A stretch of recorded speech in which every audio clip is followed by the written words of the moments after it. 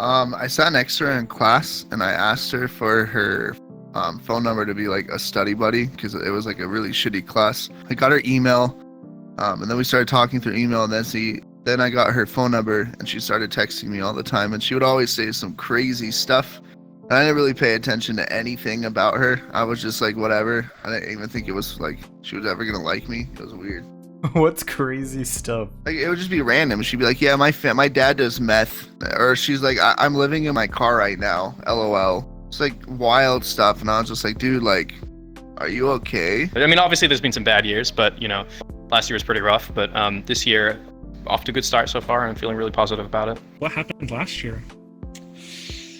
I got divorced, and it was a bummer. And like eventually it got to a point where she was just like confiding in me a lot of stuff. Like she broke up with her boyfriend because he was abusive, and her parents lost their house or were losing their house. So she was like living at a house that was getting foreclosed on, and it was really hectic, and her dad was insane and her mom didn't know what to do. And it was just all this wild stuff, man. And like, I didn't really pay much attention to it. I was just like, yeah, you're going to be fine. Because she had a job. Like she was going to be an accountant, and she was going to be making like $5,000 a month, like pretty right off the bat, you know? And like for like 3 months, we were always talking. During finals week, I like invited her over to study, and then she like came over and it was cool. I'm pretty sure I showed her Naruto because she's never watched anime, and I was like, dude, have to show you the Nar, you know? And she still ended up eventually sleeping with you. That's really impressive. Yeah. No, honestly, I have like a weird vibe to my game, but it works, you know? I pulled the arm thing. You know the arm thing, right? Like yeah, I know the arm thing. It sounds like a bummer topic, I know, and there's a lot of people who are really hurt when they learn about that we're no longer together, but you know, sometimes this stuff happens, guys, and it's just, you know, and I like to think that one of the biggest pieces of advice that I can give people when it comes to relationships, because I see so many friends who get into relationships and they base their entire self-worth off said relationship, and then when it, you know, if it does inevitably dissolve,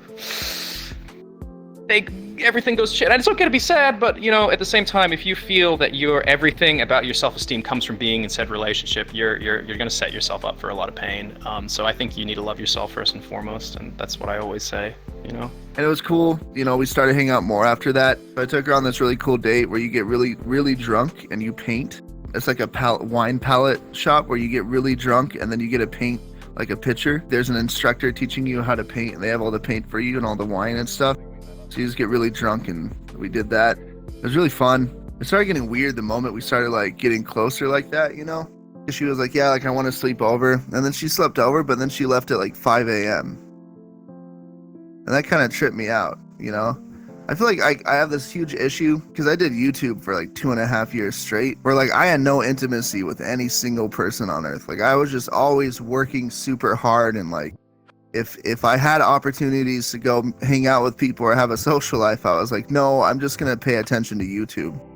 That's all I really seek now. It's like I just want to be intimate with someone and like have them sleep over and know the little stuff, and like you know, take them to my favorite breakfast stop, like breakfast place, and hold their hand, and like all the little stuff matters, and she was just never giving me that. So like yeah, I don't know. Everybody will inherently develop personality traits that they've adopted just subconsciously from their parents, right?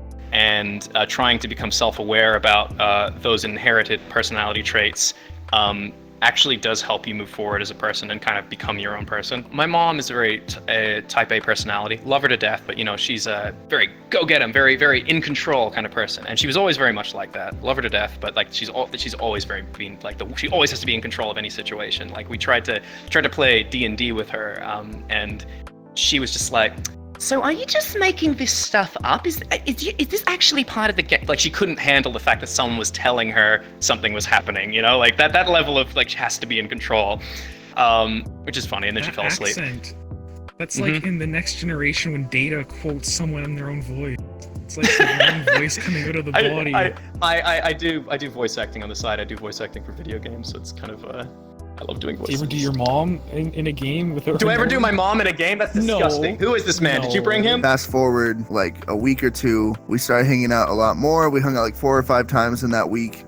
There's just all these red flags that now that I'm way past it, I understand that there were red flags. Like she would she would always like be really sketchy about the timing she can come over. And if I wanted to hang out a certain day, she would promise that she could do that. Then she would quit on it, like, or her with plans, like they always fell through.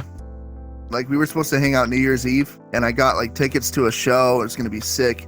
And she ditched on me to go drive her friends for Uber.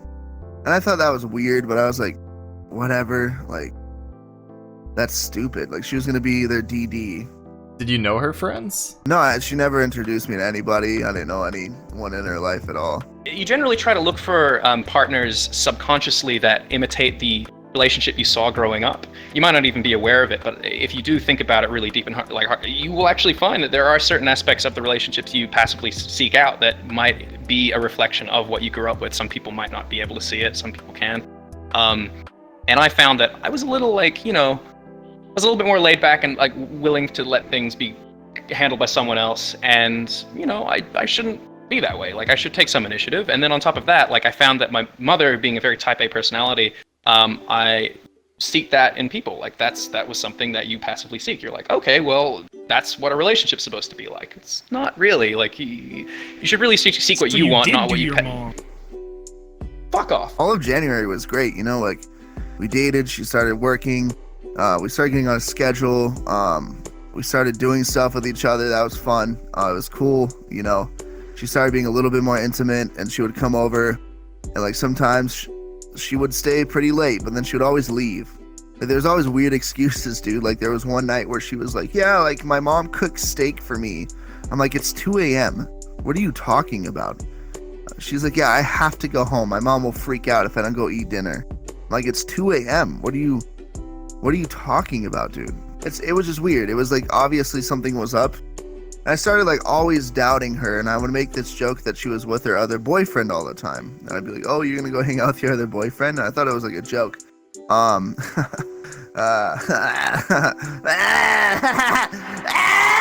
You know what I mean?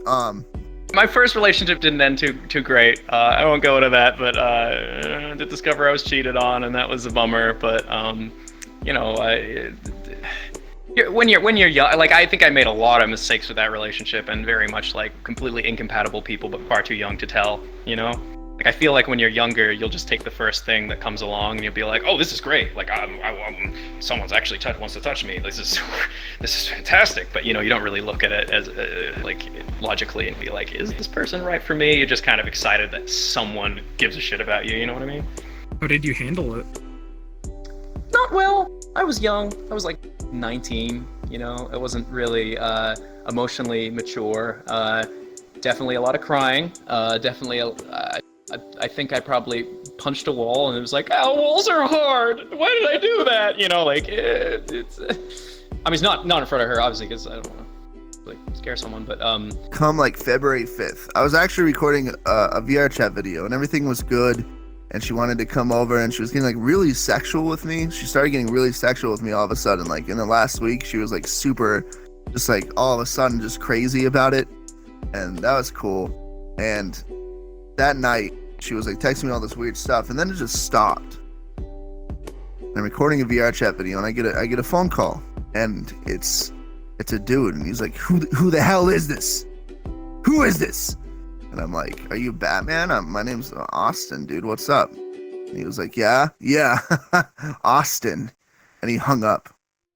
And then she started texting me all this crazy stuff, dude. Like, and she was like, listen, you shouldn't pick up the phone for people that you don't know. She was like, what do you expect when that happens?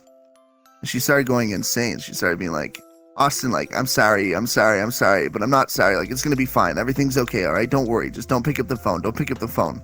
I texted her like, yo, if you don't call me right now, like, I'm just gonna block your number. Like, this is sketch.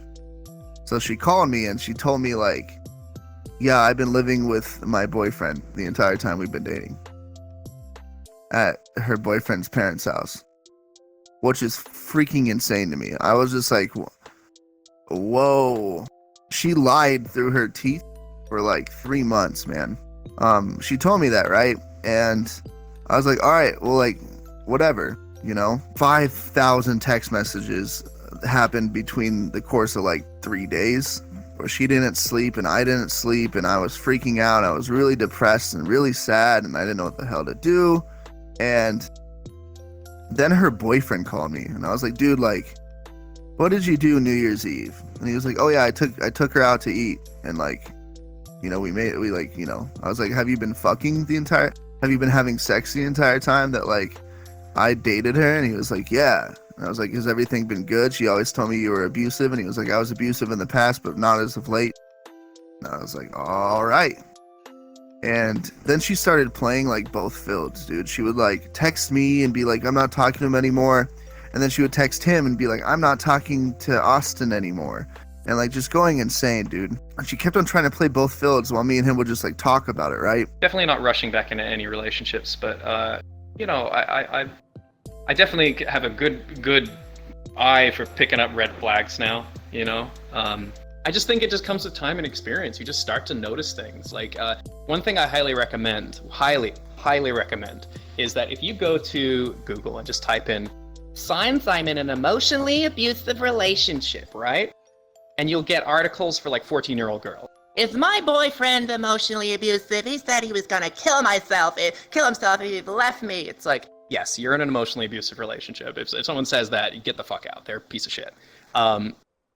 Basically, what I'm saying is if you, as an adult, even in your late 20s, mid-20s, go read an article that is meant for a 14-year-old girl, you will find that there are emotional abuse patterns present within these articles for 14-year-old girls that are applicable to someone in a mid-20s relationship. I don't know. It's like, I'm a lonely dude. It kind of sucks because when I do YouTube and I really focus on music and stuff, and I'm also doing school full time, it's like I have time for nothing. I don't have time for anything. Like I'm even seeing someone right now and it's like kind of like all over the place still. And I just like, it's like so precious to me to like have time with people, and like she just like abused that. So the entire time I was dating her, there came a point where I had to start buying stuff for her because she had no money, groceries, or we would go out to eat, or like gas if she needed gas, just like random little things here and there. Money comes in and goes out for me so like vapidly for myself. Like I don't really ever consider money as like a thing that I need to really care about too much. You know, I'm just like, it comes in and it goes out. So like for me, I was like, listen, like when you start getting paid and you have enough money, I want you to pay me back for all this stuff. So that's like what I want. I want my money back. I'm like, listen, like you have money now, it would make you a really good person to just like pay me back, you know?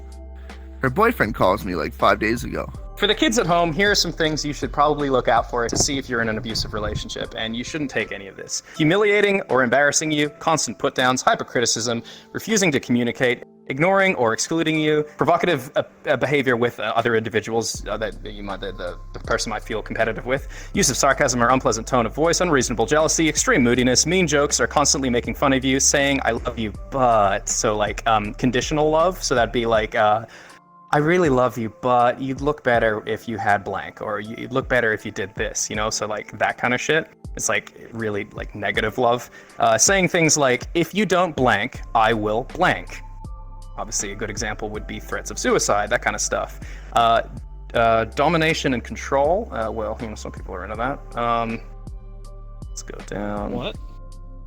Nothing. We're moving on.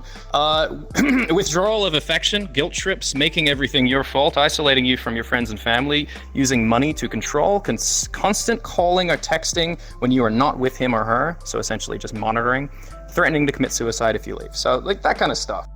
Bruce Wayne's relationship with Alfred. And he started like asking me, apparently this girl like told him everything about me, told him where I live, told him everything. He knows everything about me. He knows my last name. He knows where I live. He knows who my roommates are. He knows everything about our house. He knows what car I drive. And she wanted him. He told me the story about how she wanted him to dox me online. Like she wanted to create ill intent towards me online. And he told me that, and I just haven't talked to her since then. Fucking bitch.